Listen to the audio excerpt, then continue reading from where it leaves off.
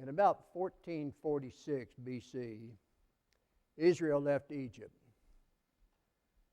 This is found in Exodus 13th chapter through the 18th chapter. Then we find in the 19th chapter that they finally made it to Mount Sinai. And here they spent their time at Mount Sinai. When you look at the whole book of Exodus, it covers about a year's period of time. And in the book of Leviticus, it covers about 50 days. And during this time frame, God continues to work with these people, because you have to remember that these people came out of idolatry. They were slaves in Egypt, and during that time they had been involved with the idolatry worships of the Egyptians, of which had several different idols. When they left Egypt, they took some Egyptians with them. We don't know exactly why, but possibly because of the fact that they did not agree with the Egyptian worship process. There's also a possibility that some of them married Egyptians, and so there were some of these individuals as well. So God has spent this time working with the Israelites, helping them to understand those things He expects them to do, and to recognize those things that He expects them to avoid.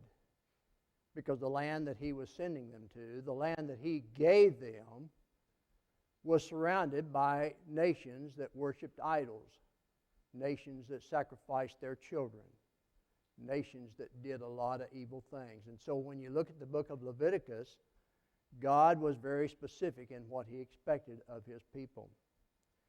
And so then we come to Numbers, the 13th chapter, and we find the time has come for the people of Israel to head for the promised land. And it opens with the Lord instructing Moses to send men to spy out the land of Canaan. And look specifically at verse 2, where he says, "Send men to spy out the land of Canaan, which I am giving to the children of Israel from each tribe of their fathers. You shall send a man, every one a leader among their tribes." So, God said, this is your land.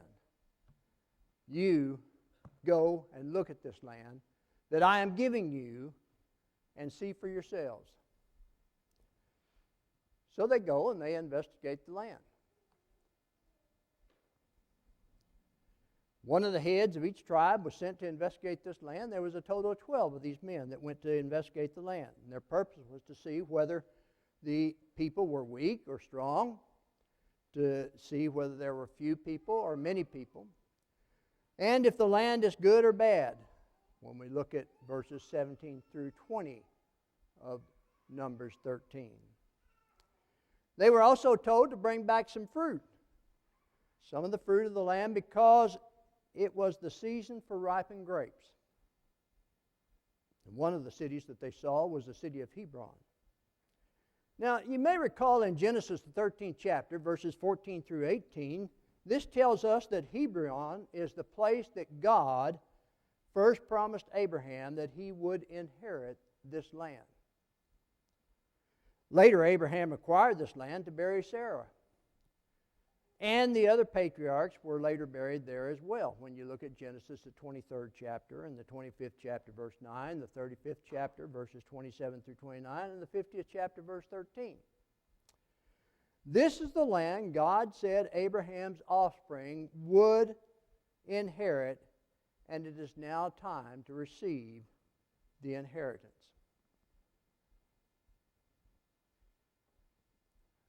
So,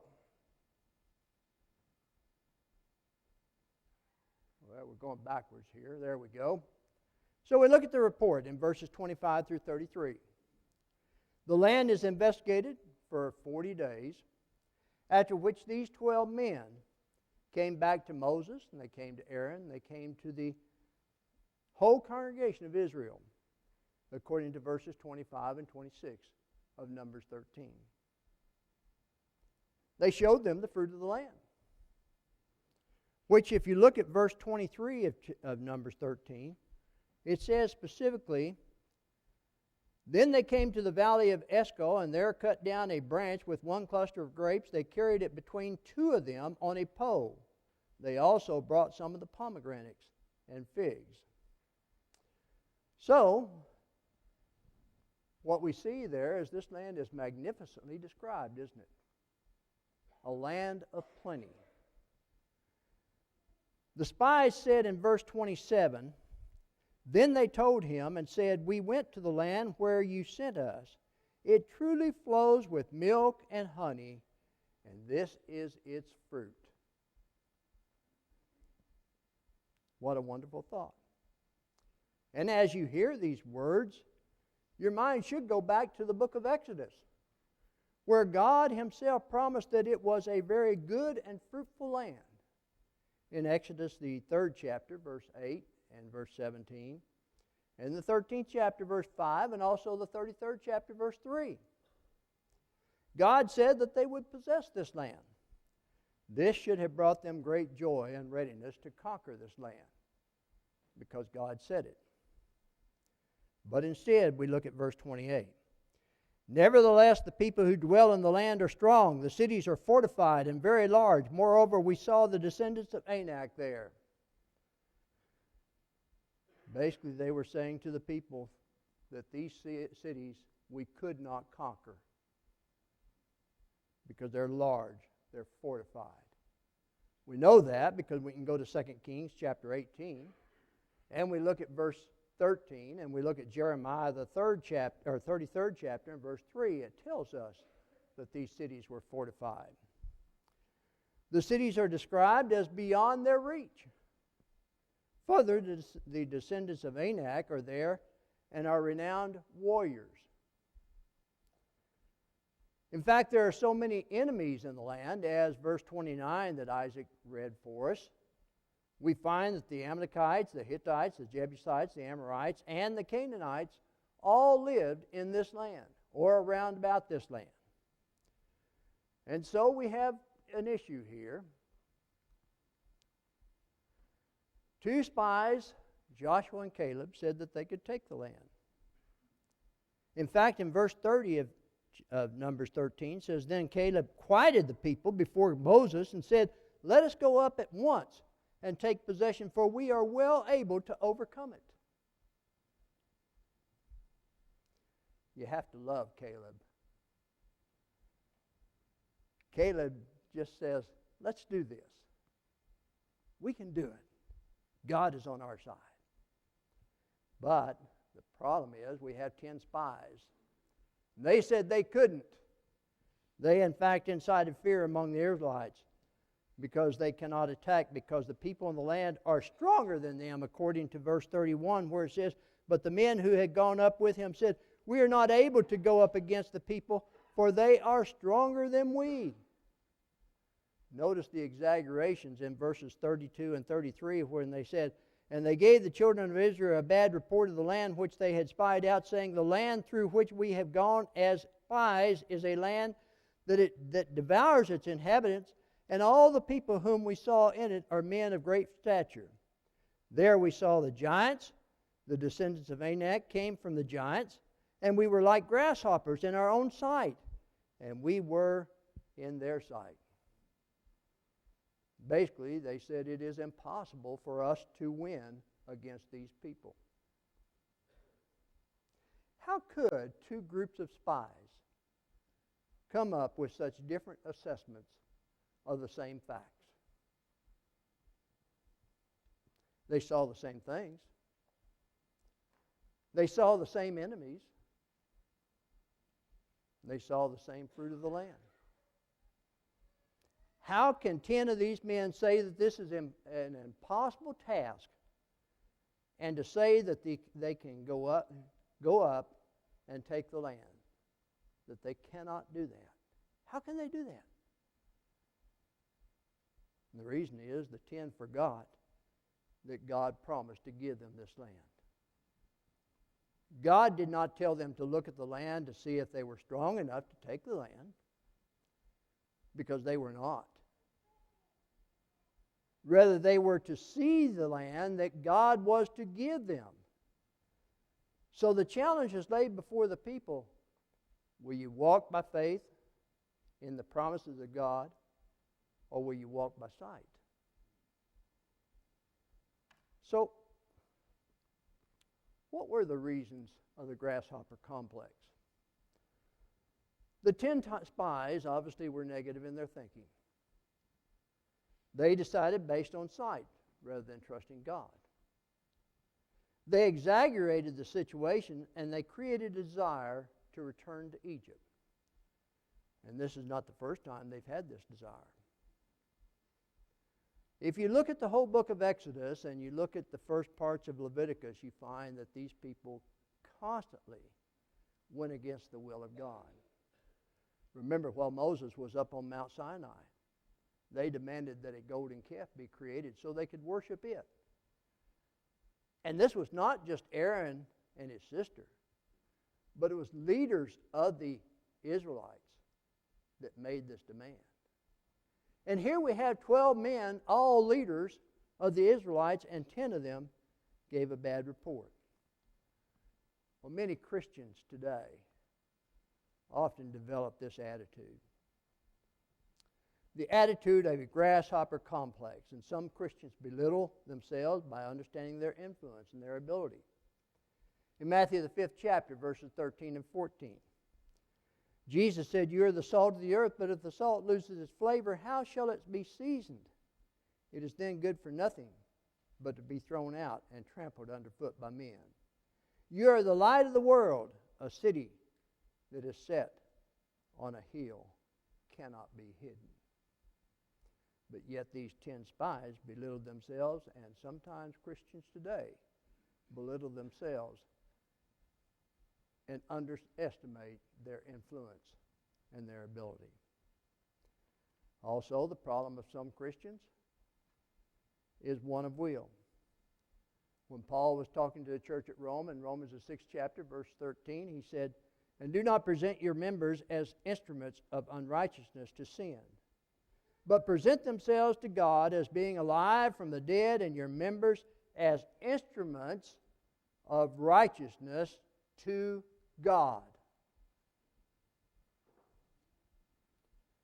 We must let our soul and our body be employed in the service of our Maker.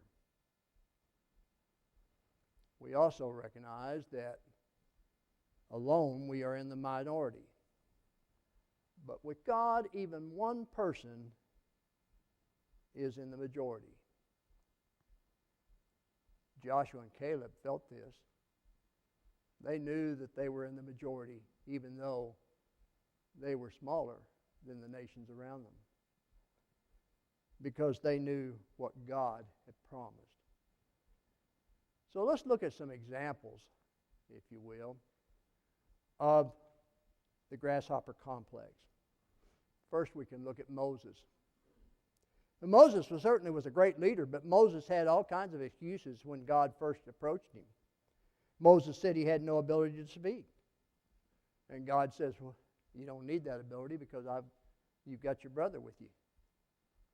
Moses also showed humility, though, which obviously is needed, because Moses made the statement, "Who am I that I should go?" And Christians should have humility as well. God did not expect Moses to do this alone, though. In Exodus 3rd chapter, verse 12, he says, "I will certainly be with you." When we look at what James wrote in James the 4th chapter, verse 8, he says, "Draw near to God, and we will draw near to you." With God, we can accomplish much. But without God, we can be just like the 10 spies. Moses went on to try to escape responsibility because he said, "I cannot go." And other Christians convinced themselves as well that they can do nothing and live an effortless life. It is sad to see Christians who have abilities to do things and don't do it, but maybe just occupy a pew. And yes, that's important. Our attendance is very important in serving God. But God gave each one of us talents, just as He gave Moses talents here. And He does not expect us to make excuses as to why we can't utilize those talents. We have another individual to talk about, Gideon. If you turn over to Judges and you look at the 6th chapter, Gideon made an excuse in verse 15 of Judges, the 6th chapter. He said, "Oh, my Lord, how can I save Israel? Indeed, my clan is small, or is the weakest in Manasseh, and I am the least in my father's house." However, when God desires for someone to do something, He will always be with them, and God promised to be with Gideon. Look at verses 36 through 40, because Gideon wasn't convinced yet, and he asked for a sign. He said, "So Gideon said to God, if you will save Israel by my hand as you have said, look, I shall put a fleece of wool on the threshing floor. If there is dew on the fleece only, and it is dry on all the ground, then I shall know that you will save Israel by my hand, as you have said." And it was so, when he arose early the next morning and squeezed the fleece together, he wrung the dew out of the fleece, a bowlful of water. Then Gideon said to God, "Do not be angry with me, but let me speak just once more, and let me test, I pray, just once more with the fleece. Let it now be dry only on the fleece, but on all the ground let there be dew." And God did so that night. It was dry on the fleece only, but there was dew on all the ground. "Show me a sign," Gideon said. Gideon's attitude then is one of requiring a sign, and that produces a grasshopper complex. As Christians, we should not need a sign. As Christians, we need the attitude of the Apostle Paul,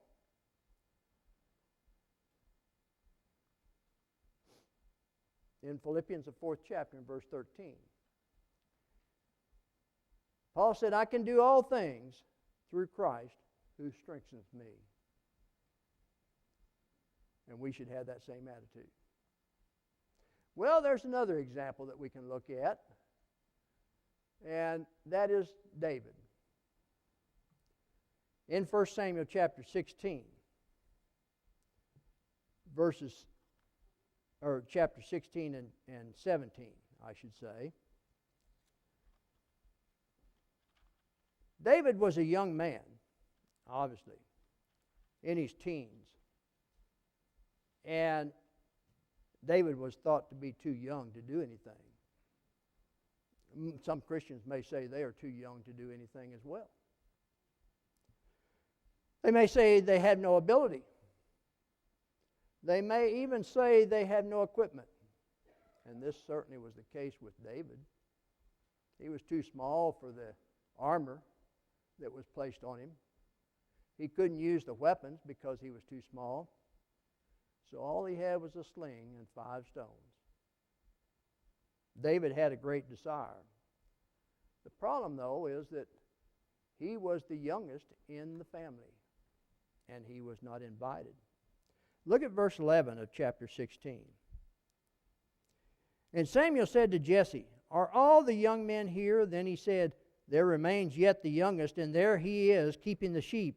And Samuel said to Jesse, Send and bring him, for we will not sit down till he comes here."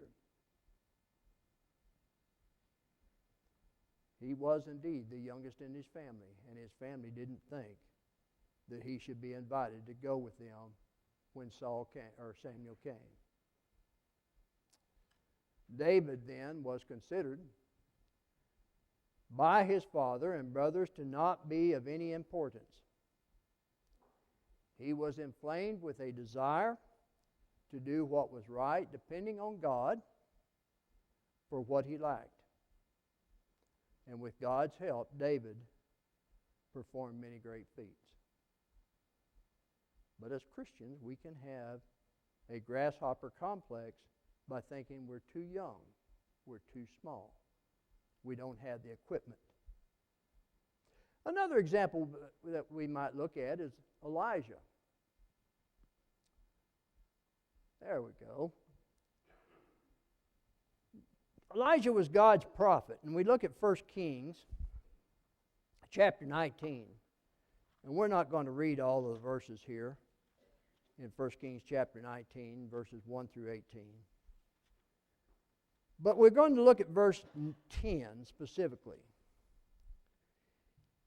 In 1 Kings chapter 19, verse 10. So he said, I have been very zealous for the Lord God of hosts, for the children of Israel have forsaken your covenant, torn down your altars, and killed your prophets with the sword. I alone am left, and they seek to take my life. Elijah felt like he was the only one, and no one would help him. We find that Elijah was despondent.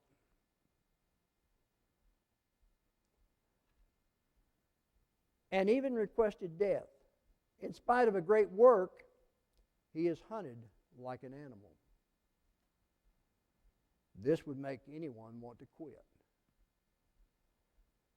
However, Elijah was not alone, and God still had work for Elijah to do. And as Christians today, we should never have the attitude that I'm the only one that can do this. I'm alone. No one else will help me. But God is there for us. So the question that we have to ask ourselves is, what is our attitude today?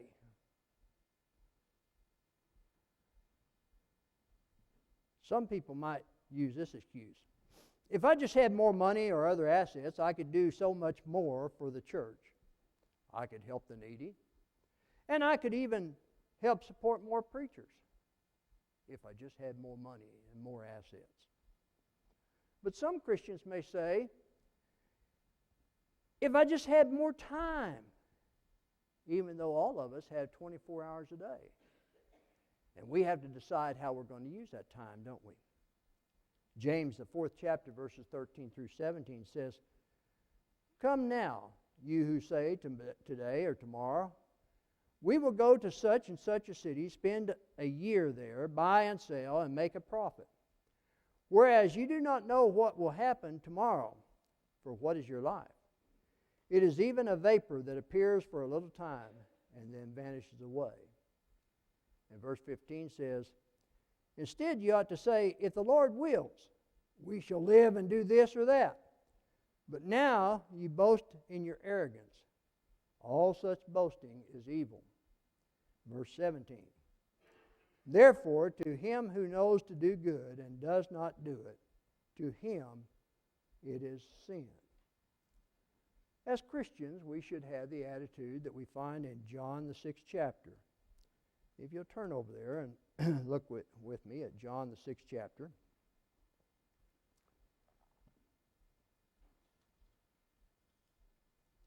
And we're going to begin at verse 5. John 6 and verse 5.